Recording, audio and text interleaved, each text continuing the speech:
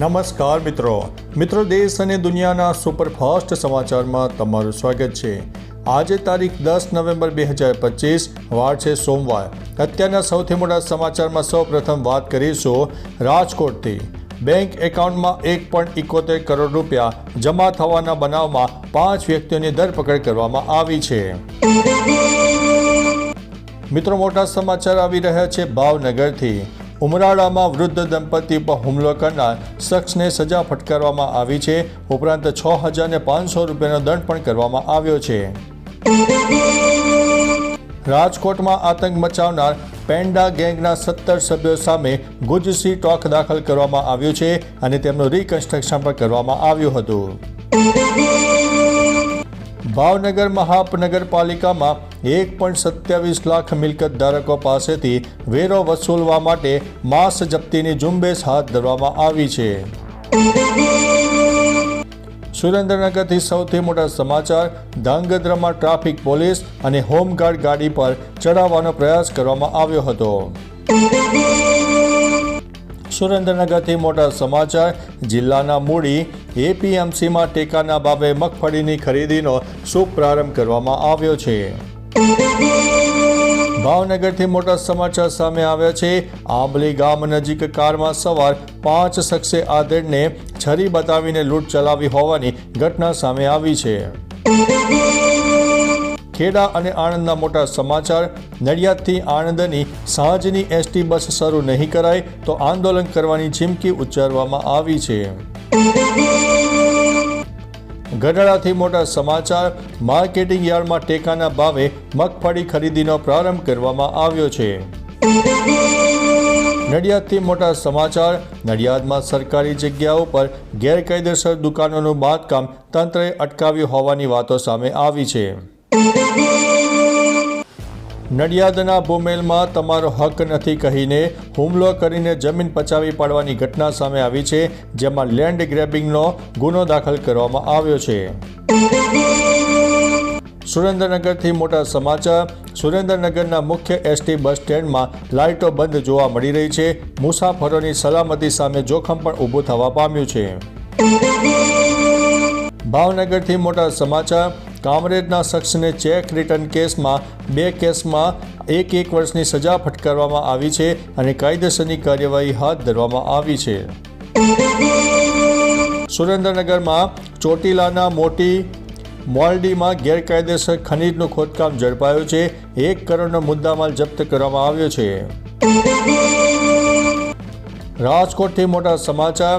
બેફામ સ્પીડથી કાર ચલાવનાર મહિલાએ માતા અને પુત્રીને ફંગોળ્યા, જેમાં પુત્રીનું મોત પણ થયું છે। રાજકોટથી બીજા મોટા સમાચાર। 2 તલાટી કમ મંત્રી ઉપર ખૂની હુમલાના કેસમાં 5 આરોપીઓની ધરપકડ કરવામાં આવી છે। બેંગ્લોરથી મોટી ઘટના સામે આવી છે। બેંગ્લોરની જેલમાં બળાત્કારી આતંકી મોબાઈલ અને ટીવીની મજા માણતા જોવા મળ્યા છે, જેનો વિડીયો અત્યારે સોશિયલ મીડિયામાં વાયરલ પણ થઈ રહ્યો છે। પાકિસ્તાનથી મોટા સમાચાર। પાકિસ્તાનની હાલત કફોડી બની ગઈ છે અને તે હવે દુનિયા સામે ખુલ્લું પણ પડી ગયું છે। હાફિઝ સૈયદ બાંગ્લાદેશમાંથી આતંકી પ્રવૃત્તિઓ શરૂ કરાવશે। યુદ્ધ માટે તૈયાર જ છે। શાંતિ મંત્રણા ભાગી પડતા પાકિસ્તાન સામે તાલિબાનનો ખુલ્લો પડકાર સામે આવ્યો છે। 5 વર્ષોમાં કેન્દ્રને સરકારી ઓફિસોનું ભંગાર વેચીને રૂપિયા 4,100 કરોડની મોટી આવક થઈ જવા પામી છે। કોંગ્રેસની તાલીમ શિબિરમાં 20 મિનિટ મોડા પહોંચેલા રાહુલ ગાંધીને મળી સજા, લગાવવા પડ્યા 10 પુશઅપ। ભારતીય વાયુસેનાનું પૂર્વોત્તરના આકાશમાં શક્તિ પ્રદર્શન। 75થી વધુ વિમાનો સાથે કરી હતી ગર્જના। ગુરુગ્રામમાં પિતાની બંદૂકથી ધોરણ 11ના વિદ્યાર્થીએ ક્લાસમેટને મારી ગોળી, 2 સગીરની અટકાયત કરવામાં આવી છે।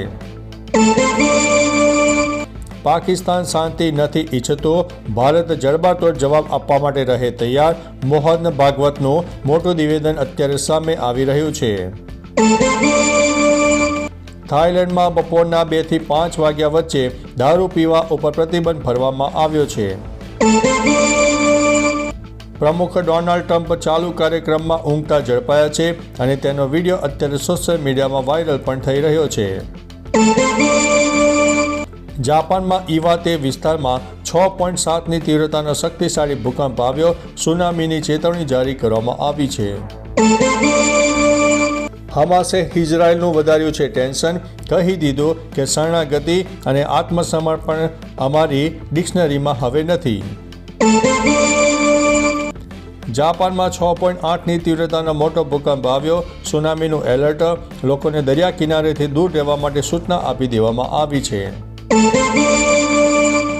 પાકિસ્તાનની માગ અયોગ્ય. અમે યુદ્ધ નથી ઈચ્છતા અને જો થયું તો તાલિબાનની સ્પષ્ટ ધમકી સામે આવી છે. રશિયાના દાગેસ્તાનમાં અચાનક જ હેલિકોપ્ટર ક્રેશ થવાની મોટી ઘટના બની છે. 5 લોકોના થયા છે મોત. 2 વ્યક્તિઓ થઈ છે ઈજાગ્રસ્ત. હેલિકોપ્ટર ક્રેશ થવાનો એક વિડીયો સોશિયલ મીડિયામાં વાયરલ પણ થઈ રહ્યો છે. તો ચાલો મિત્રો, ફરીથી દેશ અને દુનિયાના સુપરફાસ્ટ સમાચાર લઈને મળતા રહીશો. ત્યાં સુધી અમને રજા આપશો. નમસ્તે.